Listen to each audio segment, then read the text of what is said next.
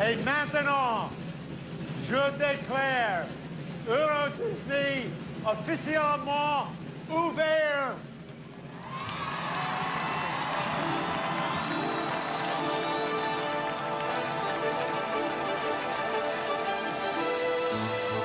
Disneyland Paris is the most popular attraction in France, but it wasn't always like that.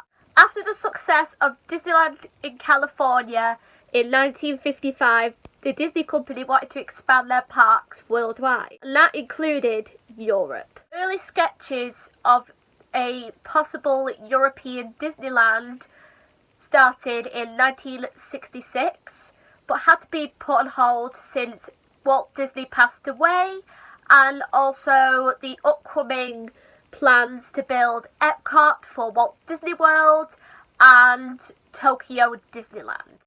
Building a theme park anywhere in the world, more so in Europe, has a lot of things to consider. One, it's very expensive to build a park in Europe or anywhere in the world, and that would mean getting it right. The thing to consider when building a theme park in Europe is the climate and also the location. You don't want the location to be too hard for people to get to, and you don't want the climate to be too cold or too hot. Disney originally chose Spain for its choice of place for Euro Disney.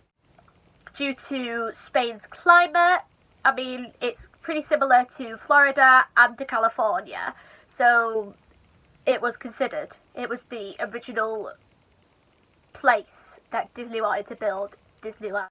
As it fell through, and Disney had no choice but to choose somewhere else.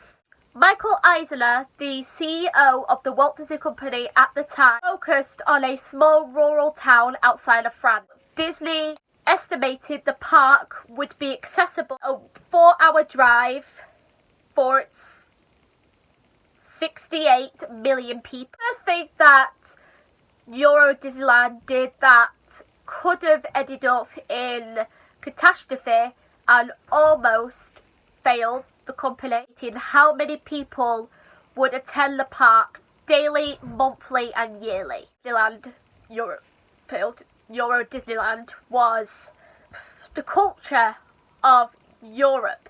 So comment down below if you've been to Europe, because I want to know, and where did you go in Europe? Culture is very important to Europeans. French didn't like the idea of American theme park being built. When the Disney company announced they were building Euro Disneyland in Paris, outside of Paris, there were mass protests by citizens who feared of the negative effect on the country. Disneyland Park opening in 1992, there was a European recession, I believe it was called, which basically a lot of people were like not getting enough money as they should do or something like that. I don't want to get too much into it, you can Google it if you want to, but basically not a lot of people had a lot of money to go to Disney. And if you have ever been to Disneyland, any Disney World, you would know how expensive it could get, especially with little ones.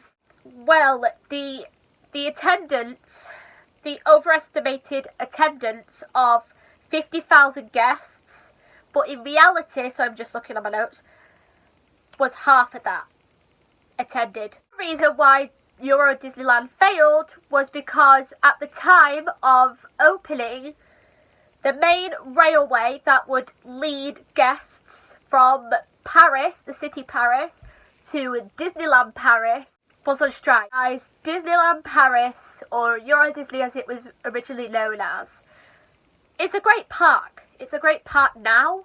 Disneyland began in 1995 when they changed their name from Euro Disney to Disneyland Paris. Also just want to point out the other thing before we go on to the changes that Disneyland did and how it changed to what it is known today and why a lot of people love Disneyland Paris. So, the original name was Euro Disney, as you guys might know from this video, or you might have known already.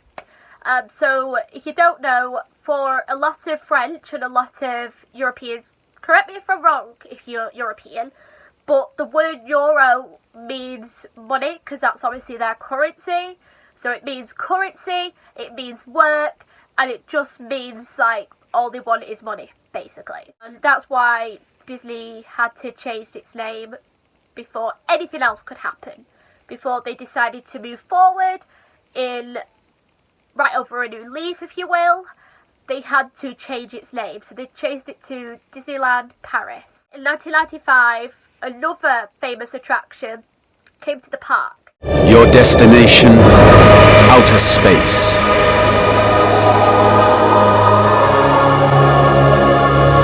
Your speed, astronomical. Your closest encounter, asteroids.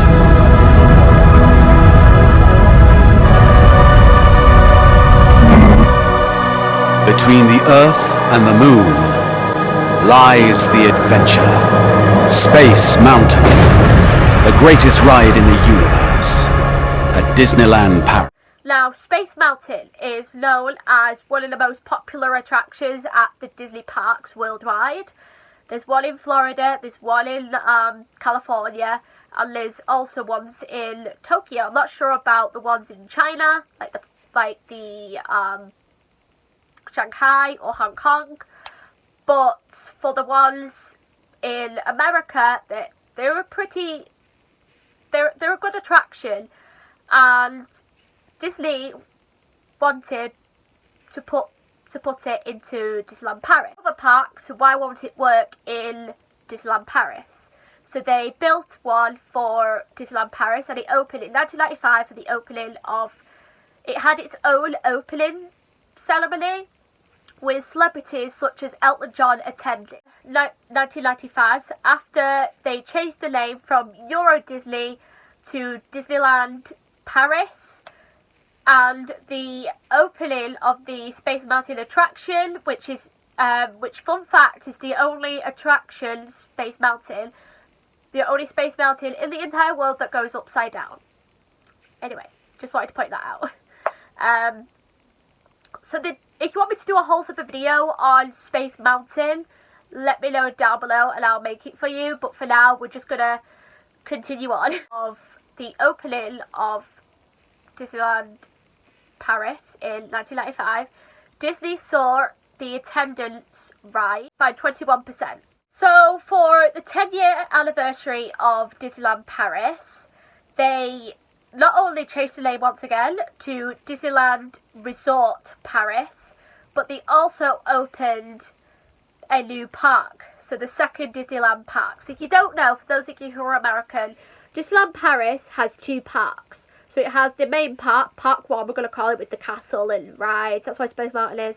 And then there's Park 2, which is mainly like, I don't know, it's kind of like Hollywood Studios in a way, I don't know. That opened that year. Originally that was supposed to open in 1992, but didn't because they had to postpone 10 years because the park was just failing. It wasn't getting as much money, so they couldn't use the money. They couldn't build it. They didn't have enough money to build it. And Disney was under, like I said in this video, a lot. Disneyland Paris right then and there, but they did turn its way around, and it's been like that ever since. So quite recently, in the past 10 years, Disneyland Paris went with another change back to Disneyland Paris.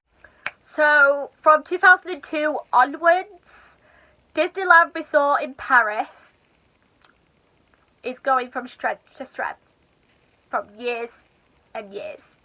It's been going well from 2002 onwards, and it stayed like that since. And I can't wait to see what Disneyland Paris does next. I don't know about you guys, but I can't wait to see what Disneyland Paris does next. Strength to strength.